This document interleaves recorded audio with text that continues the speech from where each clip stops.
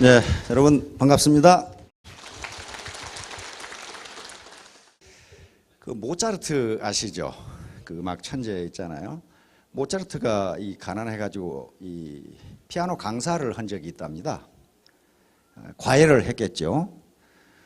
그런데 이 수강료를 받는데 처음 온 사람은 50실링을 받았는데 누구에겐가 강의를 받은 적이 있는 사람한테는 100실링을 받았답니다. 그러니까 피아노를 좀 칠 줄 아는 사람한테는 100실링을 받았대요.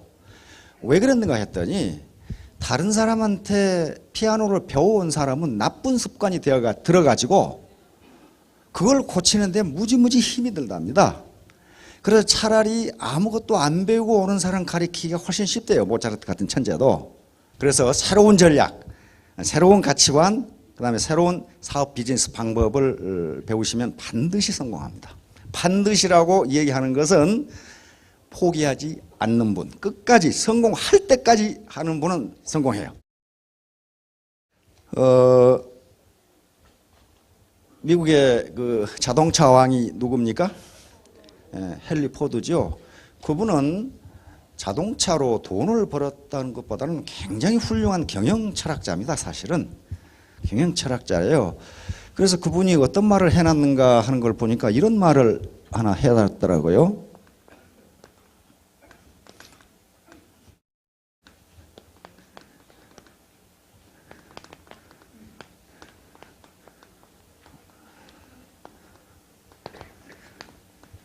저놈 참 별걸 다 쓴다 그러는데 하여간 보세요. 이런 게 있어요.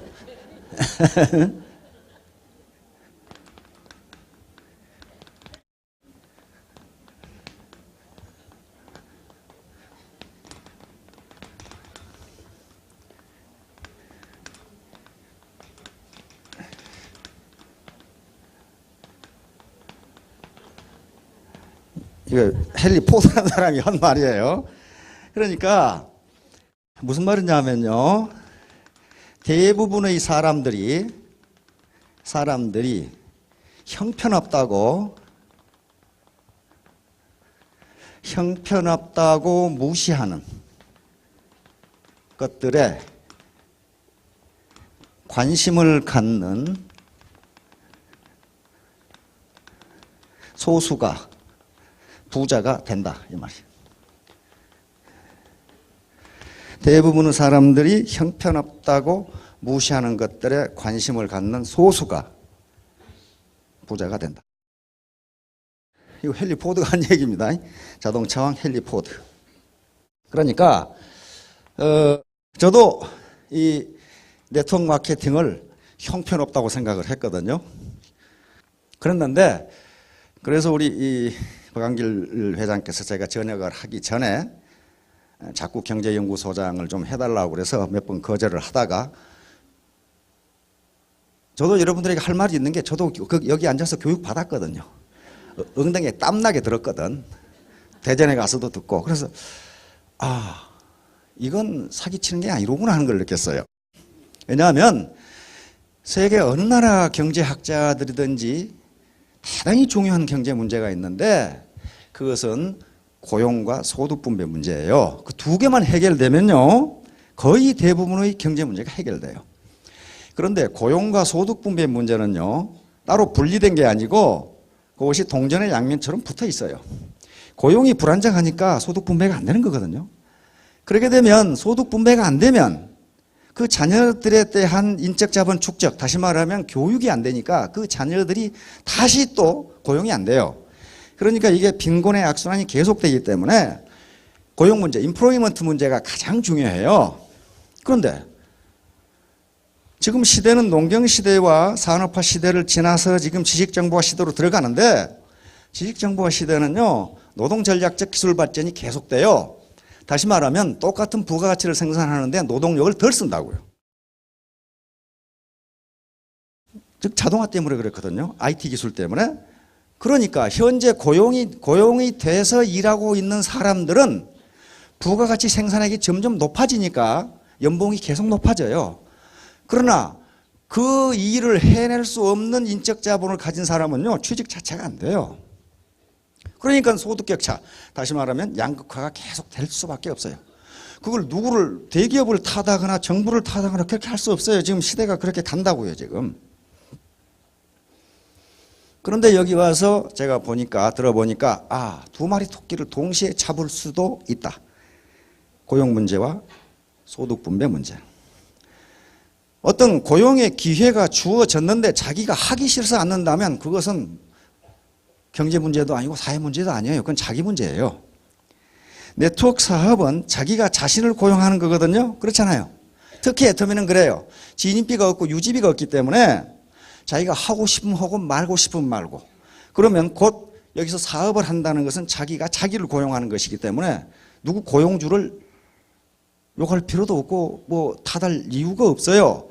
그리고 그 소득 창출도 자기가 생산한 부가가치만큼 받는 것이기 때문에 누구를 원망할 수도 없어요. 맨날 자빠져서 노는 놈이 소득 적다고 하면 그게 공정한 것이 아니에요. 열심히 일하는 사람이 많은 소득을 버는 것은 대단히 공정한 겁니다. 페어한 거예요. 그렇잖아요. 열심히 일했는데 소득이 적다.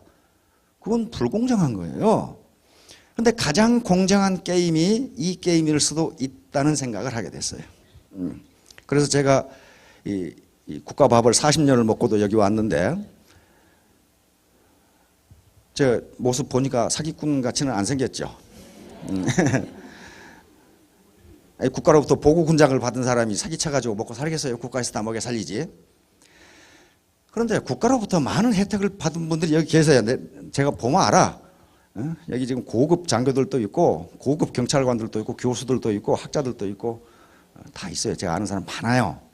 그분들은 이거 안 해도 먹고 사실 수 있는 분들이에요. 국가에서 연금이 나오니까.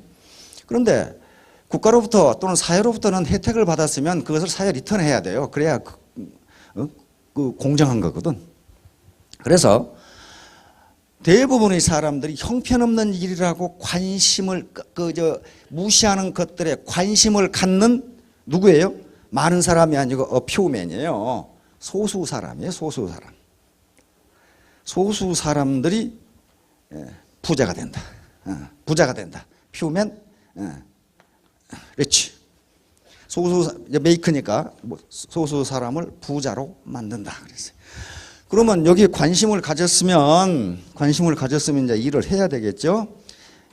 일을 해야 되는데 일을 어떻게 하는 것이냐 하는 테크닉 문제는 계속 원데이 또는 이런 이 석세스를 통해서 배우시고 또 스폰서 분들이 굉장히 유능한 분들이 많기 때문에 스폰서 분들에게 배우시고 가장 중요한 것은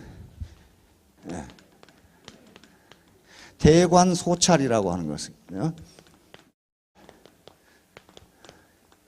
그러니까 요 크게 보고 자세하게 살핀다 그 말이거든요. 그러니까 매크로적으로 마치 독수리가 밑에 바다에 또는 강에 고기를 들여다보듯이 이게 대관이에요. 그러니까 시대의 흐름, 내가 어떤 직업을 가져야 되는가, 내가 어떻게 행동해야 되는가 하는 이 큰 매크로적인 시각을 갖는 게 대관이고, 소찰은 크게 본다고 해서 얼렁뚱땅 아무렇게나 해가지고는 성공할 수 없어요.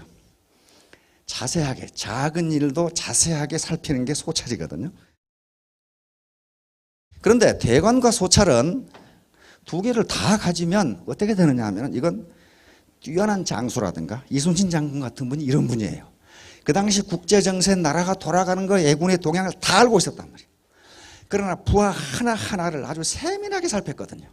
훈련 하나하나, 진지 하나하나, 전투를 할 때마다 우리 후방에, 우리 뒤에는 적선이 하나도 없어야 된다는 것을 그런 전략을 택했어요. 그러니까 앞에 놈만 공격을 하니까 이길 수가 있었어요. 그러니까 이순신 장군 같은 분은 대관 소찰을 혼자 하신 분이에요. 그러니까 유능한 기업가나 유능한 정치인이나 유능한 리더, 유능한 장수 이런 분들은 혼자 대관 소찰을 할 수 있는데 우리 같은 보통 사람들은 두 개를 하기가 어려워요. 큰 것을 보는 사람들은 작은 것은 못하고 덜렁대. 그래가지고 앞으로 남고 뒤로 믿죠. 너무 작은 것을 보는 사람은 큰 흐름을 보지를 못하니까 큰 실패는 안 하지만 큰 성공도 못해. 그렇게 되거든요. 근데 조물주께서, 창조주께서 평균적으로 남자는 대관하도록 돼 있어요. 큰 걸 봐요. 큰 흐름을 이렇게 보고, 여자는 매우 세밀하고 자세한 것을 아주 친절하게 다 이렇게 밝히는 게 있어요. 그래서 애터미 조직이 성공할 수밖에 없는 게 별의별 남녀로 다 구성되어 있거든. 이게 덜렁대는 남자, 그 옆에 여자가 있고, 그래서 그걸 잡아주고, 적게 보는 여자 큰 눈으로 남자가 봐주고. 그런데 특히 여자는 제가 우리 마누라를 보면요, 공간 지각이 형편없이 떨어져. 그러니까 지금은 마누라가 운전하고 제가 어떤 일로 오른쪽에 타면은 말이 이만큼 나와. 왜 운전을 그따구로 하느냐, 이렇게 이제. 근데 그때마다 싸우니까 지금은 무지무지 참아요. 제가 수양이 많이 됐거든요. 근데 자기는 자기가 운전을 잘하는 줄 아는데 매우 내가 보면 위험해요. 예를 들면 신호등이 바뀔락 말락 그러면은 100분의 1초 만에 갈 것인가 멈출 것인가를 결정을 한단 말이에요. 남자는 다 그렇게 해요. 그렇죠? 그런데 신호등이 바뀌려고 하면 이 아줌마는 멈칫하니까 울렁울렁 하다가 길 가운데 딱 서. 그래가지고 욕을 바가지로 얻어먹어. 그냥. 그 왜 그런가 몰라.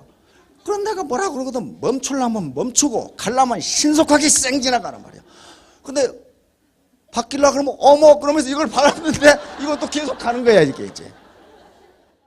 그런데 미국 같은 경우는 18세가 되면 독립을 하잖아요, 애들이. 그래서 18세 되는 생일 파티가 가장 거창합니다.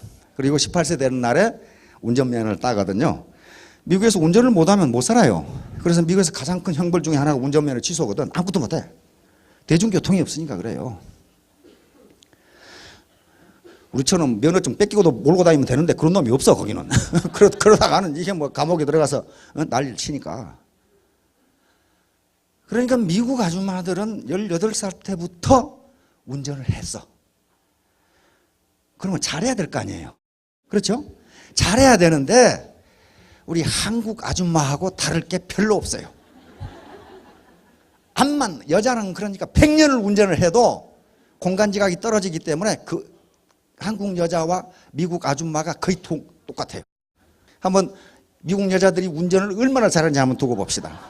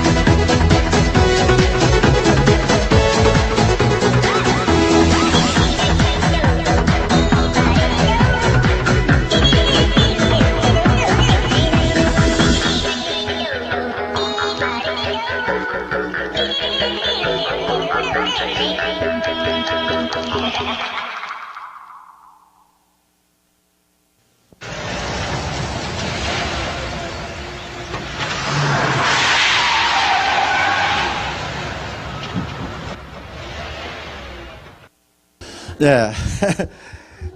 18살부터 운전하는 사람들이 저 모양이에요, 지금.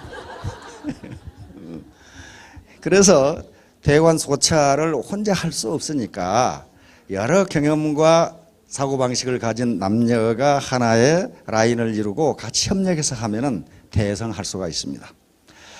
자, 오늘 제가 하려고 하는 얘기는 사슴사냥 게임입니다. 게임은요, 우리가 지금 살아가는 비즈니스를 하는 거, 직장 생활을 하는 거, 모든 행위가 게임입니다. 게임은 혼자 하는 게 아니에요. 게임의 상대가 반드시 있습니다. 그렇죠? 그래서 이 국가 간의 전쟁이라든가 국가 간의 경제 관계, 그 다음에 기업 간의 비즈니스 관계도 전부 게임 관계이기 때문에 이 분야의 이론이 굉장히 발전하고 있습니다. 상대가 A라는 전략으로 나올 때 나는 어떻게 하는 것이 내게 이익이 되는가, 이게 게임 이론이거든요. 그래서 이 게임 이론 분야에서 노벨상이 많이 나옵니다. 노벨 경제학상이 굉장히 많이 나와요. 자, 그런데 게임은 혼자 하는 게 아니니까 그 게임을 나는 저 뿅뿅하는 게임도 모르는데 그것도 게임이지만은 우리가 강남 대로를 걸어간다, 명동 거리를 걸어간다 할 때도 그것이 게임입니다. 앞에서 사람이 이렇게 걸어올 때 내가 가면은 그 사람하고 부딪히지 않도록 가야 되잖아요. 부딪히지 않도록 가려면 내가 왼쪽으로 가야 될 것인가 오른쪽으로 가야 될 것인가, 장애물이 어디 있는가에 따라서 내 전략을 선택해야 한단 말이에요. 그런데 내 전략만 가지고 되는 일이 아니고 앞에 오는 사람이 어떻게 움직이는가에 따라서 내 전략을 바꿔야 돼요. 내가 이쪽으로 가는데 앞에 사람이 이쪽으로 오면 나는 이쪽으로 가야 돼. 이렇게 해야 부딪히지 않아요. 그래서 우리가 살아가는 것 자체가 몽땅 게임이에요. 게임. 요 애터미 사업을 하는 것도 게임이고, 그렇기 때문에 어떻게 하면 이 게임에 이겨서 내가 성공할 수 있는가, 요 생각을 해야 된단 말이에요. 근데 이걸 수학적으로 접근하자는 게 아니고 하여간에 이렇게 하면 승리한다는 거예요. 자, 게임의 제목은 사슴사냥 게임입니다. 이것은 장자크 루소, 유럽의 18세기 유럽의 계몽주의 시대에 프랑스의 대표적인 사상가 중 한 분이 장자크 루소입니다. 에밀이라든가 하는 걸로 많이 알려졌죠. 장자크 루소가 쓴 책 중에 인간 불평등 기원론이라는 책이 있어요. 그 책에 사슴 얘기가 나옵니다. 뭐냐면은 지금 여러 사람이 팀을 이루어서 사슴 사냥을 하는데 그 팀이 팀워크를 이루어서 전체가 포위를 해야 사슴을 잡을 수 있어요. 그런데 그때 갑자기 토끼 한 마리가 나타났어. 그러면 그 토끼를 어떻게 할 것인가 하는 문제예요. 그런데 그 사슴을 포위해서 모으는, 장자크 루소의 이 책을 보고 경제학자들이 이걸 게임 이론으로 변형한 게 사슴사냥 게임이에요. 자, 거기에 이제 여러 가지 딜레마가 있는데 지금 10여 명의 포수들이 사슴을 포위해서 잡으려고 하고 있는데 그때 갑자기 토끼가 나타났어요. 그런데 그 토끼가 나타난 것을 포위하는 사람들이 다 봤어. 그럼 둘 중에 하나를 선택해야 돼요. 우선 토끼를 포위하고 사슴을 같이 잡을 것이냐, 안 그러면 다른 놈들이야 사슴을 잡건 말건 나는 토끼를 잡을 것이냐. 그런데 만약에 어느 한 사람이라도 토끼를 쫓으면은 거기에 구멍이 생겨서 사슴이 도망가도록 돼 있어요. 그 경우 다른 사람을 배신하고 토끼를 잡은 사람은 자기 배는 채울 수 있지만 다른 사람들은 굶어야 돼. 사슴이 도망가 버리고 없어요. 요 게임이에요. 그런데 여기에 몇 가지 리스크가 있어요. 왜 그런 현상이 빚어지느냐? 우선 많은 사람들이 사슴을 포위해서 지금 가는데 분명히 사슴이 거기에 나타난다는 것을 경험적으로 알지만은 꼭 사슴이 나타날 것인가 하는 의문이 하나가 있어요. 그 다음에 내가 토끼를 안 쫓으면 다른 팀원들도 토끼를 쫓지 않는다는 보장이 있어야 내가 토끼를 안 쫓아. 그런데 내가 토끼를 안 쫓고 사슴을 잡으려고 팀워크를 이루는데 나 말고 어떤 사람이 배신해서 토끼를 쫓아버리면 그 사람은 토끼고기를 먹을 수 있지만은 다른 모든 사람은 굶어야 돼. 그러니까 같이 팀워크를 이루어서 사슴을 쫓는 사람들이 그 누구도 배신하지 않는다는 보장이 없으면 이 경우에는 먼저 토끼를 쫓는 것이 이익이 돼요. 다른 놈이 배신할지 어떻게 하느냐 그런 말이에요. 어떻게 하느냐. 자, 그게 이제 딜레마예요. 장자크 루소가 왜 이런 얘기를 썼느냐 하면은 사회 구성원들이 시민들이 똑같이 힘을 합해서 사슴 사냥을 하면 사회가 좀 더 잘 살게 되는데 그중에 꼭 팀워크에서 이탈 배반해가지고 토끼를 쫓는 사람들이 있다 그런 말이에요. 그래가지고 사회 전체적인 소득과 사회 전체적인 유틸리티, 효용 그리고 웰페어, 후생이 떨어진다. 그 얘기를 지금 인간 불평등 기원론에 쓴 거예요 지금. 요걸 이제 영국 계몽주의 철학자인 데이비드 휴움이라고 하는 아주 계몽주의 시대의 영국 대표적인 철학자가 이 장자크 루소의 이야기를 보고 다른 얘기로 다시 꾸몄습니다. 다시 말하면 두 사람이 배를 저어야 이 배가 온전하게 갈 수 있는데 어떤 이유에서인지 한 사람이 배를 젓지 않는 경우, 한 사람이 협조를 안 하는 경우 이 배는 갈 수가 없다. 요 문제예요. 그 다음에 데이비드 휴먼은 다시 목장 얘기를 합니다. 이 목장에서 지금 두 사람이 젖소, 그 다음에 이 짐승을 키우고 있는데 여기에 비가 와가지고 목장이 지금 물이 잠겼어요. 그런데 이 드레인, 물을 빼야 목장이 정상적으로 이게 목초가 자라고 양을 키우고 젖소를 키울 수가 있는데 두 사람이 힘을 합해야 겨우 물을 뺄 수가 있는데 한 사람이 어떤 이유에선가 협조를 안 해서 물을 못 뺐다.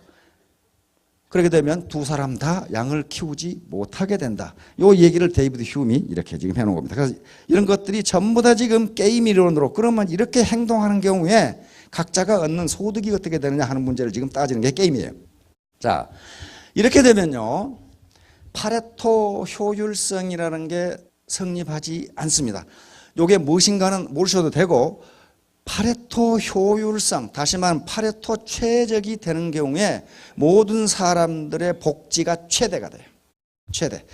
그러니까 여기 보면은 토끼를 잡는 것은 요거예요. 요 점. 그러면 다른 사람은 다 제로고 자기만 토끼를 잡으면 자기는 이만큼 얻을 수가 있어요. 사슴을 잡으면 전부 다 이렇게 누릴 수가 있어요. 이렇게 누릴 수가 있는데 협조를 안 하고 어떤 놈이 배신해서 자기만 토끼를 잡아버리면 다른 사람은 다 굶게 된다. 좀 요 문제예요. 이게 지금 파레토 효율성을 분석하는 경제학 이론들입니다. 그런데 파레토는 우리가 이 파레토 효율 지금 모든 국가의 경제 정책이라든가 기업 그다음에 사회 정책 예산 배분도 요 파레토 효율성 가지고 분석을 합니다. 과연 그것이 파레토 개선이냐 파레토 최적이냐 하는 문제를 가지고 정책을 결정을 해요. 여기에 다리를 놓는 것이 좋으냐 안 놓는 것이 좋으냐 하는 것도 전부 파레토 효율성 문제고 우리가 파레토는 익숙한 게 파레토 2080 법칙이라는 게 있어요. 20% 노력이 80% 소득을 가져온다는 게 파레토 최적이에요. 이제 파레토 2080 법칙이에요. 파레토는 이태리 경제학자입니다. 이태리 경제학자인데 파레토가 우연히 이태리에서 땅을 누가 가지고 있는가를 조사를 했어요. 이태리에서 땅을 누가 가지고 있는가를 조사해 봤더니 이태리 국민 20%가 80% 땅을 가지고 있더라. 그걸 알아냈어요. 그래서 이태리만 이러는가 전 유럽이 이러는가 전 유럽을 조사해 봤더니 전 유럽도 마찬가지로 20%의 부자가 80%의 땅을 가지고 있더라. 이게 나왔어요.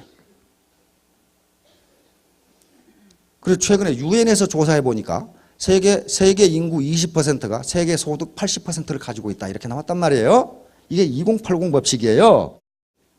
그런데 파레토가 자기 마당에 나와서 완두콩 있잖아요. 완두콩 심어보신 분 있죠? 저도 심어봤는데 완두콩이 어떻게 생겼어요? 어떤 꼭지에는요. 알 3개가 더 잘 여물어가지고 들어있어요. 어떤 건 2개 들어있고 어떤 건 1개 들어있고 어떤 건 쭉정이만 있고 그래요. 파레토가 자기 마당에 있는 완두콩 꼬투리를 따가지고 조사를 해보니까 20% 꼬투리에 완두콩 80%가 들어있더라. 그렇다면 2080 법칙은 뭐예요 이게? 자연법칙이에요. 자연법칙. 어디에서나 성립하는 자연법칙이라고요.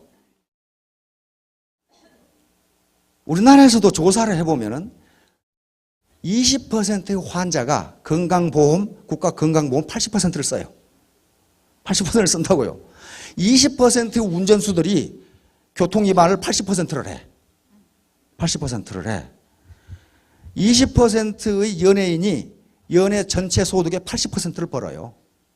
자, 그러니까 파레토 법칙처럼 만약에 여기 계시는 분들이 10사람에게 얘기를 했는데 8사람은 너나 해라 그러고 2사람만 관심을 보였다. 그건 자연법칙이에요. 그건 아주 성적이 좋은 거예요. 절대로 100%가 아이고 그러냐 그렇게 좋은 게 있냐 그런 말 안 합니다. 너나 해라 그러지. 너나 해라. 그러니까 법칙이 이렇다는 걸 아세요. 이런 것 때문에 이제 자기 혼자 토끼를 쫓으면 이 정도 토끼고기 먹을 수 있어요. 그러나 나머지는 굶어야 되는데 같이 사슴을 쫓으면 파레토 효율적인 생산을 할 수가 있어요. 소득을 올릴 수가 있는 겁니다. 그러니까 여기에 20%의 노력으로 80%를 얻을 수 있어요. 저게 이제 내가 무슨 일을 해야 될 것인가. 일을 통상 4가지로 나눈다 그러죠. 아이젠하워 장군이, 아이젠하워 원수께서 그 많이 아이젠하워 법칙이라고 그럽니다. 급하고도 중요한 거. 그건 반드시 해야 되겠죠. 급하고도 중요한 것. 그 다음에 급하지는 않지만 중요한 것. 그렇죠?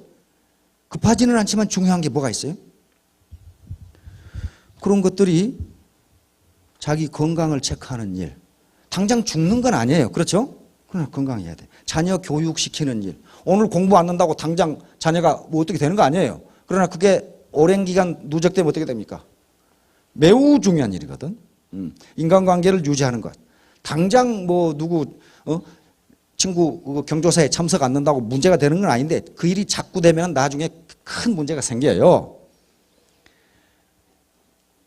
그런데 급하고도 중요한 일은 누구든지 해요. 누구든지. 맹장이 걸렸다. 그럼 어떻게 돼요? 수술하는 게 급하고도 중요한 일이에요. 그렇죠? 중요한 일이란 말이에요. 애터미 사업을 하는데 누군가가 만나자고 한다. 옛날에 리크루팅 했던 사람이 스폰서십을 요구한다. 그건 급하고도 중요한 일이에요. 근데 세 번째는 급하지만 중요하지 않은 일. 급하지만 중요하지 않은 일이 뭡니까? 네? 화장실 가는 것은 급하고 중요한 일이에요. 그것은 무지무지 중요한 일이에요. 전화통으로 고등학교 여고 동창하고 노닥거리고 있는 것은 전화가 왔으니까 급해 받아야 되잖아요. 근데 들어보면은 얘 누구는 말이야 고등학교 때 공부도 못한 게 시집 잘 가가지고 그런 얘기 계속하고 앉아있죠. 별로 중요하지 않아요. 그 다음에 4번째는 급하지도 않고 중요하지도 않은 일.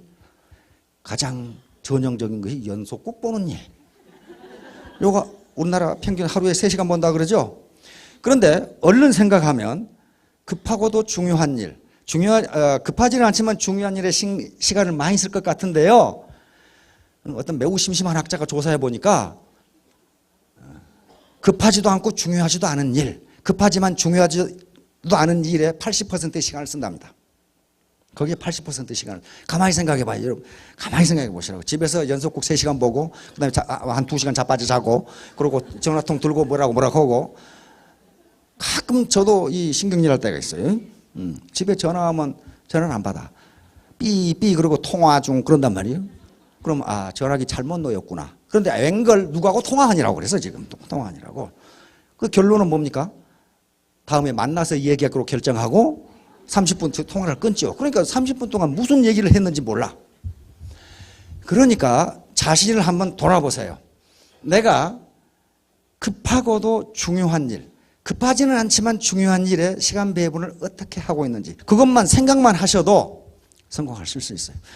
자, 이제 경제학자들이 바로 장작 루소의 그 사슴 사냥 문제를 게임 매트릭스로 이제 바꿨습니다. 게임은 이제 2사람이 통상 하는 거니까 그 팀이든지 사람이든지 상관없어요. 여기에 사냥꾼, 경기자, 플레이어라고 합니다. 게임에서는.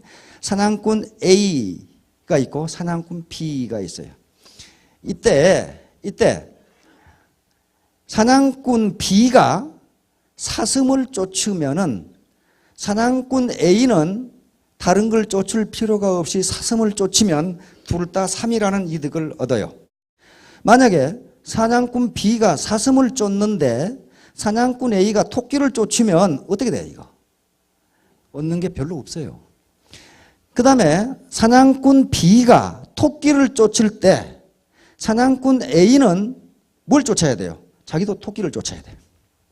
그러니까 모든 팀원들이 협력해서 사슴을 쫓으면 자기도 사슴을 쫓는 게 이익이고, 어떤 놈이 배반해가지고 토끼를 쫓으면 이미 사슴은 놓쳤으니까 자기도 토끼를 쫓는 게 그나마 굶지 않는다, 그런 얘기예요 지금.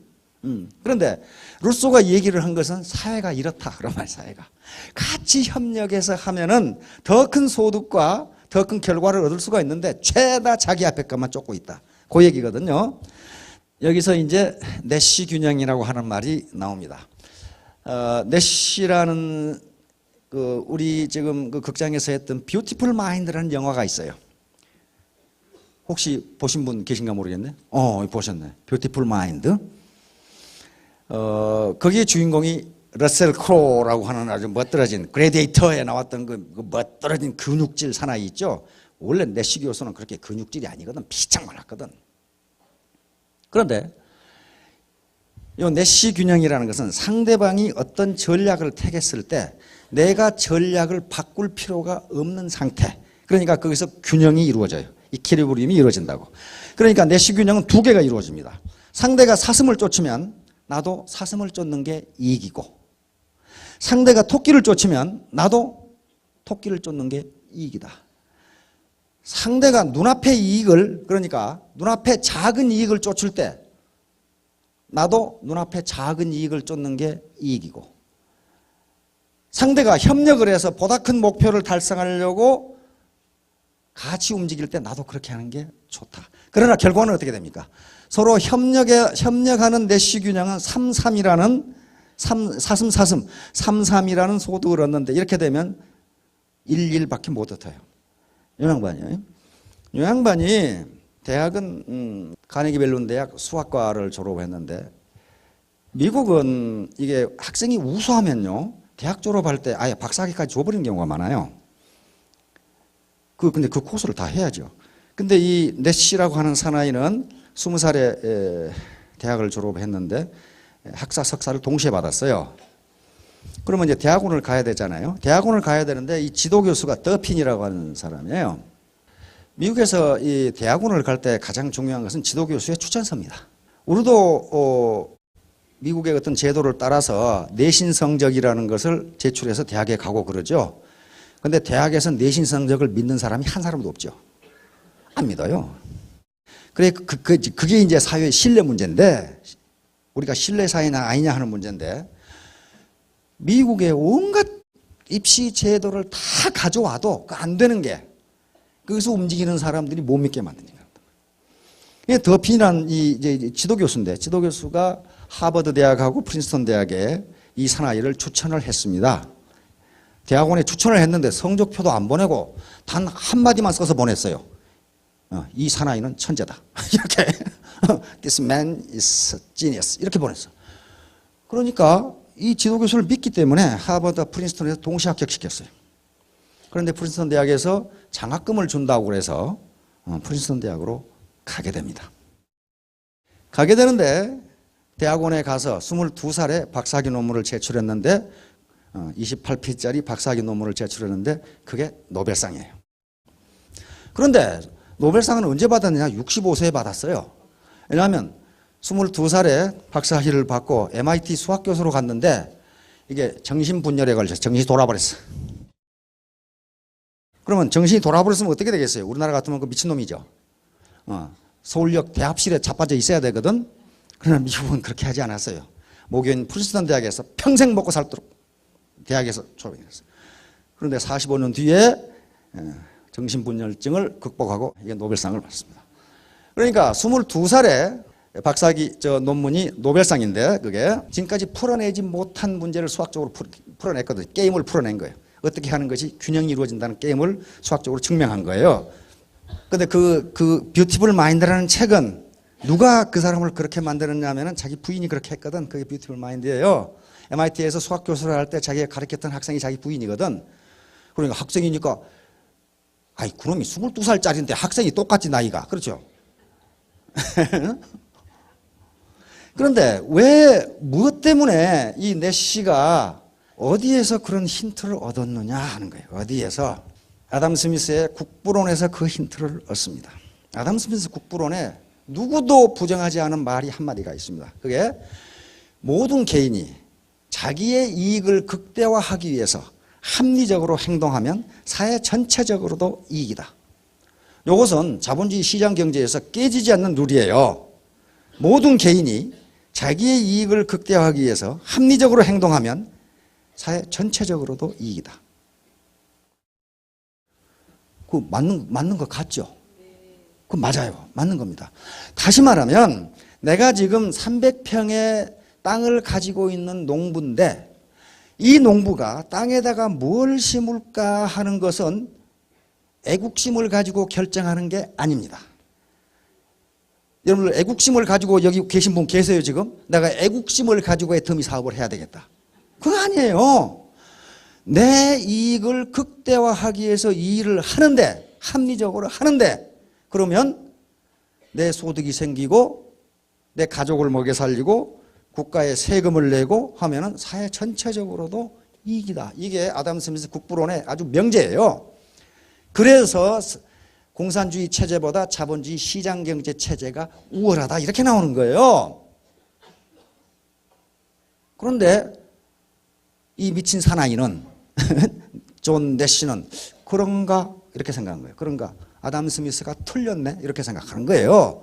뭐 때문에 그랬냐면 파티에서 여자 파트너들하고 데이트를 하려고 그러는데 아담 스미스가 틀렸네 이렇게 생각하는 거예요. 뭐냐 하면은 여기에 지금 잠깐 4명의 아가씨가 있는데 아가씨라고 가정하겠습니다. 이 4명의 아가씨는 보통 아가씨예요. 보통 아가씨. 근데 이쪽 아가씨는 금발의 미녀예요. 그러면 이쪽에 5 사나이가 있어. 요 존 내시 친구 5 사나이가 있어. 그러면 아담 스미스에 따르면 개인의 이익을 극대화하는 것은 경쟁을 해서 이 금발 아가씨와 데이트를 하는 거예요. 파티 때. 그렇죠? 그것이 이익이 극대화돼. 그런데 5 놈이 경쟁하다가 어느 한 놈이 요 금발 아가씨를 차지하면 그것이 전체적으로 이익이 극대화된 거냐 그런 말이야 지금. 그러면 이 4 사나이는 이제 꽁 대신 닭이라고 요 4 아가씨 중에 하나 골라서 데이트를 해야 되겠다 그랬는데 처음에는 거들떠보지도 않다가 관심을 보이자 캥 하고 가버렸어요 4 아가씨가. 그러면 아담 스미스처럼 개인의 이익을 극대화하기 위해서 합리적으로 행동하면 5 놈 전체적으로도 이익이 돼야 되는데 이익이 안 되더라 그런 말이야 지금. 이익이 안 되더라. 자, 신사 여러분, 이 아가씨 중에 누구하고 데이트를 하고 싶으시냐 그런 말이에요 지금. 이 금발의 미녀하고 하고 싶은가? 나머지 보통의 여인들하고 데이트를 하고 싶으냐 이게. 이렇게 나타났을 때 근데 실제로 존 내시 앞에 저렇게 나타났어 아가씨들이. 저녁에 크리스마스 파티를 하려고 그러는데 파티를 하려면 저 아가씨들끼리 이렇게 이제 짝을 지어서 데이트를 하는데 전부 다 이 금발의 아가씨에게 필이 꽂힌 거야. 나머지는 거들떠보지도 않아. 그러면 내시가 생각해 아담 스미스가 틀렸네. 이 5 사나이가 전부 이 아가씨하고 데이트를 하다가 경쟁을 하다가 아주 운이 좋아서 어떤 한 사나이가 얻어 걸리면 그 사나이는 욕망이 극대화되지만 다른 사나이는 제로가 된다. 제로. 왜냐하면 이 4 아가씨가 좀 행하고 가버렸어. 나한테 관심을 보이지도 않고 있다가 이제 그런데 만약에 어떤 경우가 생기냐 하면은 내시는 요 아가씨도 이 5 사나이 중에 마음에 드는 놈이 한 놈도 없어서 거절했다 이 말이야 지금. 그러면 무한 경쟁을 하다가 5 사나이가 얻는 것이 제로가 된다 이렇게 되는 거예요. 얻는 것이 제로가 된다. 따라서 여기서부터 이제 요 현상을 어떤 때 균형이 이루어지는 것이냐 하는 걸 수학적으로 증명을 해서 노벨상을 받습니다. 요 이제 이 게임 이론인데요. 게임 이론을 만든 사람들입니다. 존 폰 노이만 이 사람은 원자탄 만든 사람인데 이거 물리학자인데 요런 아인슈타인이죠. 이런 사람들이 게임 이론을 만들어서 냉전 시대에 미국의 국제 전략에 이용했던 수학자들입니다. 이게 아담 스미스입니다. 아담 스미스 국부론에 이런 말이 있어요. 모든 사람들이 자신의 이익을 극대화하기 위해서 합리적으로 행동하면 사회 전체적으로도 이익이 된다. 이렇게 됐단 말이에요. 자, 그러면 생각해 보세요. 베팅하지 마라, 베팅하지 마라, 베팅하지 마라, 베팅하지 마라. 그런데 요 분들은 아주 선량해서 베팅을 안 했어. 그러니까 사슴을 쫓아라, 사슴을 쫓아라, 사슴을 쫓아라, 사슴을 쫓아라 했단 말이에요. 근데 요 분이 베팅을 해가지고 직급을 달성해가지고 돈을 왕창 가져갔어. 그러면 이분은 합리적이에요? 합리적이 아니에요? 합리적이에요. 굉장히 합리적이에요. 왜? 합리적이라는 것은 작은 비용으로 큰 성과를 얻는 게 합리적이거든. 그러면 다른 사람들이 다 규칙을 지킬 때 나는 규칙을 안 지키면 그 사람의 행동은 경제학적으로 매우 합리적입니다. 다른 사람이 다 가학길 운행을 안 할 때 나만 가학길로 가면 명절 때 시간을 매우 단축할 수 있고 휘발유를 줄이고 시간을 단축해서 매우 합리적인 행동이 돼요. 그 사람 이익은 극대화가 됩니다. 극대화가 돼요. 그러니까 그런데 문제는 뭐냐면 나만 그러면 좋은데 모든 사람이 자기 이익을 극대화하기 위해서 그렇게 해보면 어떻게 돼요? 몽땅 갓길로 간다. 그러면 사고가 나도 레카차가 올 수가 없어. 그렇잖아요. 그래서 모든 사람에게 피해가 가. 자, 이런 문제가 발생해요. 그러니까 모든 사람이 자신의 이익을 위해서 이익을 극대화하기 위해서 합리적으로 행동하면 전체적으로 다 좋으냐 하는 문제가 여기서 생기는 거예요. 그래서 이 존 내시는 다른 결론을 내립니다. 다시 말하면 자신의 이익을 극대화하기 위한 지나친 경쟁은 사회 전체적으로 이익이 되는 것이 아니다. 이렇게 되는 거란 말이에요. 여기 계시는 모든 분들이 자기 눈앞의 이익을 극대화하기 위해서 나만 행동하면 그 합리적이에요. 그리고 이익이 돼요. 그런데 그러는 경우 모든 사람들이 그렇게 행동하면 사회 전체적으로 이익이 되는 것이 아니다. 이 결론이 나오는 거예요, 이게 지금. 자, 그러면 사슴을 쫓자 하는데 반드시 토끼를 쫓는 사람이 나타난다. 반드시 토끼를 쫓는 사람이 나타난다. 왜 그러는가? 왜 그러는가? 거기에는 무슨 이유가 있을 것이다. 이유가. 가장 중요한 게 뭐냐면 신뢰 문제예요, 신뢰. 자, 무신분립이라고 나오죠. 무신분립.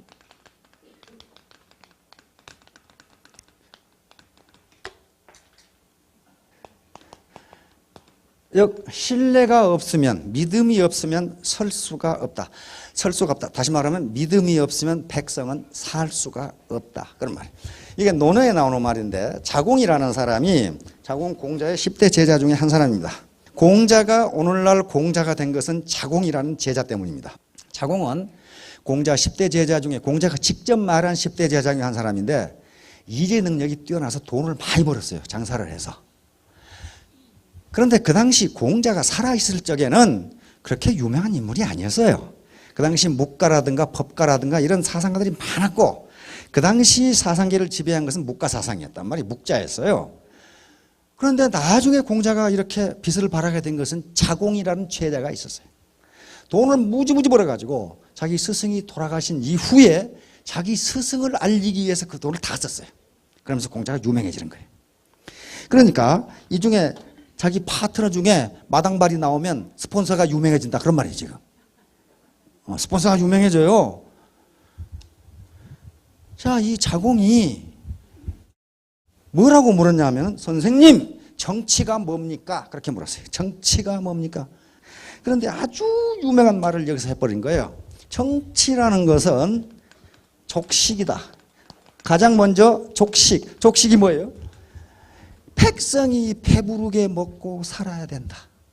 이게 정치의 첫 번째 중요성이다. 백성이 굶는 사람이 있어서는 안 된다. 백성이 잘 먹고 잘 살아야 된다. 이게 정치의 기본이다. 두 번째는 족평 그랬어요. 족평은 군사력을 튼튼히 해야 된다. 이 말은 무슨 말이냐면 군사력이 약하면 백성들이 시달린다 그런 말이 외침에. 그러니까 항상 백성을 중심으로 생각하는 거예요.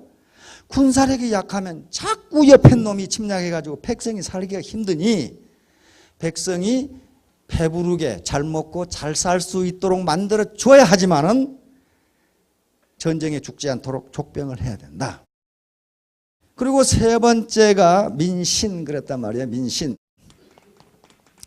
즉 백성이 조정을 믿고 조정이 백성을 믿고 백성과 백성이 서로 믿을 수 있어야 된다 그랬단 말이에요. 믿을 수 있어야 된다. 세 가지죠. 족식, 족병, 족신, 민신. 이 세 가지가 지금도 정치의 요체예요. 그런데 그 뒤에 말이 더 유명해요. 이제 그 영어로 번역된 거 보면 아주 기가 막히게 아주 이게 전부라고 미국 사람도 얘기를 해요. 그래서 그러면 자공이 수제자니까 묻는 것도 잘 물어요. 묻는 걸 잘 물어야 대답을 잘해. 그렇죠? 말도 안 되는 소리를 묻는 사람이 있어요. 예를 들면 누가 그러더라고. 석가모니 부처님이 설법을 하고 계시는데 어떤 놈이 손을 들어가지고 한다는 질문이 부처님은 하루에 방구를 몇 번 끼십니까? 있다고 질문을 하면은 그게 질문이냐 이 말이야. 그러니까 질문을 잘해야 스승이 대답을 잘한단 말이에요. 그러니까 자공이 이 셋 중에 하나를 없앤다면 뭘 없앨까요? 부득이하게 두 개밖에 못한다면 뭘 없앨까요? 그러니까 공자는 이걸 없애라. 이걸 없애라. 다시 말하면 우선 먹고 살아야 된다. 먹고 살아야 된다. 백성이. 그러면 또 자공이 또 묻습니다. 그러면 두 개 남았는데 둘 중에 부득이하게 하나를 없앤다면 뭘 없앨까요? 그러니까 이걸 없애라. 그럼 뭐만 남아요? 신뢰만 남습니다. 그러면서 뒤에 설명을 합니다. 신뢰가 없으면 뭐 밥이 중요하지 않다. 군사력이 중요하지 않다. 그게 아니고 신뢰가 없으면 밥도 안 생기고 군사력도 안 생긴다. 그런 얘기예요 지금. 신뢰가 무너졌는데 무슨 놈의 군사력이 강하고 경제가 잘 되겠느냐. 서로 믿지 못하고 그러면 뭐 잘 되겠느냐. 그래서 신뢰라는 것이 제일 중요하다. 신뢰라는 게 믿는 게 가장 중요하다. 요건 지금 현대 학자들에 의해서 이게 지금 계속 이 말이 나온단 말이에요. 자, 그래서 사슴을 쫓아야 되는데 토끼를 쫓는 이유는 어떻다는 거예요? 서로 상대를 믿지 못하는 거야. 저놈이 내가 사슴을 쫓는데 저 혼자 살라고 토끼를 쫓지 않을까? 전부 그렇게 생각한다는 거예요. 그러면 저놈이 배신하기 전에 내가 먼저 배신하자. 이렇게 된다는 말이에요 지금. 이제 바로 애터미 조직은 신뢰입니다. 믿음이 없으면요, 신뢰가 없으면 이 사업은 못해요. 정부 조직이든 기업 조직이든요, 지금 현재 기존의 조직은요, 위계 질서가 반드시 서 있어요. 위계 질서 다 있죠. 그리고 상사가 군대 조직도 마찬가지고 상관이 나이도 많고 경험도 많고 아는 것도 많아요. 근데 애터미 조직은요, 스폰서가 꼭 나이가 많으라는 법도 없고 학력이 높으라는 법도 없고 경험이 많으라는 법도 없고 사회적 지위가 높으라는 법도 없어요. 그렇잖아요. 일반 조직은 절대로 안 그래요. 절대로 안 그렇습니다. 반드시 위계 질서가 딱 돼 있어요. 그리고 기존의 조직에서는 썩은 사과는 집어내버려. 그렇죠? 썩은 사과는 하나가 썩으면 상자 전체를 썩게 만드니까 그 사과는 진짜 빨리 집어내버리거든. 어떤 방법으로도 집어내버려요. 관료 조직이나 군대 조직은 진급을 안 시켜버리고, 그렇죠? 썩은 사과는 진급을 안 시켜. 기업 조직에서는 책상을 없애버리죠. 나가라는 소리는 안, 꼭 나가라는 소리는 아니고 책상을 없애버려. 그게 썩은 사과를 드러내버리기 위해서 그래요. 이렇게 신뢰입니다. 얘가 이렇게 즐거워하는 것은 아빠가 잡아주리라고 하는 신뢰가 무의식 중에 있는 거예요. 요거 던져놓고 말아볼 것이다. 그럼 어떡하겠어 이거?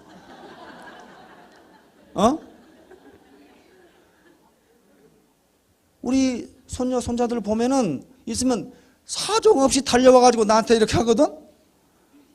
근데 내가 살짝 비면 어떻게 해요? 이건 완전히 내가 비키지 않고 자기를 안아준다는 신뢰가 있기 때문에 몸을 던지는 거란 말이에요. 이 친구도 마찬가지예요. 이 친구도 이쪽으로 뒤로 떨어지는데 이놈들이 여기 가버렸다. 그럼 어떻게 돼, 이거? 하면 안 되는 거란 말이에요. 이렇게 신뢰는 자기 몸을 던질 수 있는 힘을 준다. 신뢰는. 신뢰. 여기 지금 파트너스 트러스트예요. 서로 파트너를 전부 다 스폰서이자 파트너니까 파트너를 신뢰하지 않으면 자기 몸을 던져서 뭘 못해요. 내가 이렇게 해도 뒤에서 파트너들이 받아준다. 이렇게 생각해야 된단 말이에요. 그러니까 애터미 사업의 진수, 다시 말하는 성공의 가장 기본적인 요건이 신뢰예요. 신뢰. 트러스트. 서로 썩었다고 하지 말고. 근데 왜 그 A를 썩었다고 했을 때 그렇게 인정을 안 하냐 하면은 우리 속담에 안방에서 들으면 시어머니 말이 옳고 부엌에서 들으면 며느리 말이 옳고 둘 다 들어봐야 돼요. 누가 옳은지는. 자, 그러면 이제 신뢰가 뭐냐 하는 게 신뢰. 신뢰는 사회자본 이런 말이 있어요. 옛날부터 공작한 얘기인데 이걸 현대학자들이 신뢰가 뭐냐 하는 걸 이제 경제학자들이 한 얘기입니다. 2차 대전이 주요 전장이 유럽이었고 그리고 일본이었습니다. 태평양 전쟁으로 일본이었어요. 유럽이 완전히 초토화됐어요. 잿더미가 되어버렸어요. 일본은 전후에 많이 굶어 죽었습니다. 일본 분들 오셨는데 많이 굶어 죽었어요. 완전히 미국의 B-52 폭격으로 그냥 초토화가 되어버렸거든요. 그런데 그렇게 되니까 어떻게 되냐 하면은 빈곤, 가난은 공산주의가 침투하는 가장 좋은 길이 빈곤한 사람들입니다. 그래서 그리스와 터키는 거의 공산화가 다 됐어요. 그리고 프랑스도 거의 공산화가 되어가는 과정에 있었어요. 그러면 2차 대전 이후에 이제 대영 제국은 힘이 빠졌고 미국이 올라오고 저쪽에서는 소련이 세계를 장악하기 시작합니다. 그런데 지금까지 세계 경찰 국가가 어디였냐 하면은 영국이었어요.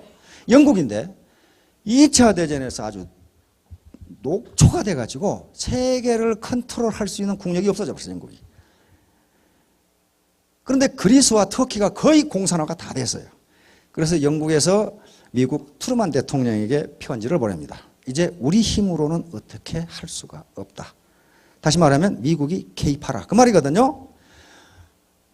그래서 미국이 유럽에 개입합니다. 미국은 나치를 쫓던 군대를 터키와 그리스로 보내서 공산주의를 완전히 소탕해버리고 거기에 이제 시장경제체제를 만들어 놓습니다. 그러면서 전후에 마샬 플랜이라고 하는 계획을 합니다. 이 마샬 원수인데요. 2차 대전을 전부 세계 전략을 지휘했던 미 육군 참모총장입니다. 이분은 사실 아이젠하워 원수는 잘 아시죠? 대통령까지 하셨고 그 다음에 노르만디 상륙작전 연합군 총사령관이 아이젠하워 원수였습니다. 그런데 이 당시 루스벨트 대통령은 아이젠하워 원수하고 이 마샬 원수를 비교해 볼 때 마샬 원수가 훨씬 유능했어요. 다시 말하면 아이젠하워가 할 수 있는 일은 다시 말하면 유엔군 총사령관은 마샬이 할 수가 있어. 마샬의 능력이 그 일을 할 수가 있는데 아이젠하워는 마샬의 일을 할 수가 없어요. 마샬 원수는 세계 전략을 지금 구사하는 사람이기 때문에 아이젠하워는 그 능력이 안 돼. 그런데 군인은 뭘 원하겠어요? 군인은 육군 참모총장을 원하겠어요? 연합군 총사령관을 원하겠어요? 네, 연합군 총사령관을 원합니다. 군인은 야전에서 총 들고 싸우는 걸 제일 좋아해. 아이젠하워 마샬 원수도 자기가 연합군 사령관을 하고 싶었어요. 루스벨트 대통령도 그걸 알았어. 이 사람이 더 유능해, 아이젠하워보다. 그래서 마샬을 부릅니다. 불러가지고 아이젠하워를 보낼까 당신을 보낼까. 그 말은 무슨 말이야? 당신이 양보했으면 좋겠다 그런 말이에요 지금. 그러니까 당신밖에 세계 전략을 구사할 사람이 없다. 마샬 원수가 솔직히 이야기하면 나도 연합군 총사령관을 하고 싶다. 그러나 세계 전략을 구사해야 된다면 아이젠하워에게 양보하겠다. 그래서 아이젠하워가 연합군 총사령관이 됩니다. 미국은요, 문민통제 국가이기 때문에 장교가 예편을 하고 나서 일정 기간이 지나지 않으면 광요를 할 수가 없습니다. 그럼 민간인 통제 시스템이에요. 그런데 유일하게 이 마샬 원수가 예편을 하고 나니까 이제 좀 쉬어야 되겠다 했는데 루스벨트 대통령이 못 쉬게 만들어. 미안하지만 국무장관을 좀 해달라고 그래서 바로 국무장관으로 올라갑니다. 국무장관으로 가가지고 하버드 대학 졸업식 연설에서 ERP, 즉 유럽 부흥 계획이라는 연설을 합니다. 미국의 도움으로 유럽을 다시 일으켜야 되겠다. 그래서 마샬 원수의 이름을 따서 마샬 플랜 이렇게 이름을 씁니다. 그래서 요번은 이제 국무장관 끝나고 이제 좀 쉬어야 되겠다. 이게 1차 대전, 2차 대전을 다 치른 사람이거든. 그러니까 좀 쉬어야 되겠죠. 근데 또 국무장관 하락해서 또 국무장관 또 했어요. 이제야말로 쉬어야 되겠다 하고 국무장관을 마치고 집에 있으니까 루스벨트 대통령한테 또 전화가 왔어. 그거 좀 국방장관을 좀 해줄 수 없냐고? 또 국방장관을 또 했어요. 또 끝나고 나서 이제 쉬어야 되겠다 하니까 미국 적십자가 망했으니 당신이 와서 좀 살려놓으라고 해서 또 적십자 총재를 또 했어. 그러니까 사람이 유능하면 쉴 시간이 없어요. 그렇죠? 그러니까 이제 스폰서 분들도 자꾸 부르는 사람은 유능하다고 생각하면 돼. 안 부르는 사람은 있으나 마나 한 사람들이거든요. 그게. 자, 그래가지고 마샬 플랜을 해가지고 이 양반이 더 마샬 플랜 이렇게 됐죠. 영국부터 시작해서 전 유럽을 경제를 살려줍니다. 그런데 이때 미국이 초청한 것은 서유럽뿐만 아니고 저쪽에 폴란드, 그 다음에 체코슬로바키아, 유고슬라비아, 불가리아, 루마니아까지 전부 다 살려주려고 그랬어요. 근데 여기를 누가 점령했냐면 소련이 점령합니다. 소련이 점령해가지고 가지 말라고 그래서 서방 16개국만 미국이 엄청난 원조를 해줘가지고 유럽의 경제를 전쟁 전의 경제로 살려줘 버려요. 그래서 그 미국의 마샬 플랜에 의해서 원조를 받던 유럽 국가들이 만든 기구가 OEC라고 하는 기구인데 마샬 플랜이 끝나고 이 기구를 해체하지 않고 미국과 캐나다가 여기에 가입하면서 OECD가 됩니다. 여기에 우리나라는 1996년에 29번째로 OECD에 가입하죠. 이 OECD를 뭐라고 부르냐 하면 선진국 클럽이라고 부릅니다. 아무나 들어가는 게 아니에요. 이 OECD에는 선진국들만 들어가니까 우리가 선진국이 되긴 됐는데 지금 아직 조금 부족하죠. 이렇게 해서 유럽 경제가 팍 일어나니까 경제학자들과 정치학자들은 어떻게 생각하냐면 다시 일본이 일어납니다. 그렇죠? 그래서 일본이 1968년에 선진국에 진입했다고 일본 스스로 선언을 합니다. 그렇게 됐어요. 그래서 64년에 OECD에 가입합니다. 일본은 정치학자들과 경제학자들과 그다음에 세계의 지도자들은 후진국도 자본과 기술만 제공해주면 가난에서 벗어날 수 있구나 이렇게 생각하는 거란 말이에요. 이런 나라들이 유럽이 자본하고 기술 제공이 확 일어나 버렸죠. 그러니까 2차 대전 후에 독립한 후진국들도 자본과 기술만 제공해주면 선진국이 되겠구나 이렇게 생각했어요. 그런데 암만 퍼부어도 밑빠진 독에 물 붓기야. 기술 제공해주고 자본 제공해주고 다 제공해주는데 밑빠진 독에 물 붓기야. 그래서 학자들이 이게 뭐냐, 이게 뭐가 없어서 이렇게 되느냐 하다가 사회자본이 없구나 이렇게 된 거예요. 물적 자본 다 주는데, 기술 자본 다 주는데 이 나라에는 사회자본이 없구나. 그래서 가난하게 사는구나. 그러면 사회자본을 어떻게 할까 하는데 사회자본은 하루아침에 쌓이는 게 아니에요. 하루아침에 쌓이는 게 아닙니다. 그러면 국가도 그렇지만 개인도 그렇고 애텀이라는 조직도 그렇고 사회자본이 쌓이지 않으면요 절대로 성공 못합니다. 절대로. 그건 절대적이에요. 절대적. 성공 못해요. 그러면 사회자본이 무언가 하는 것은 내일 하도록 하겠습니다. 예, 모두 성공하십시오. 감사합니다.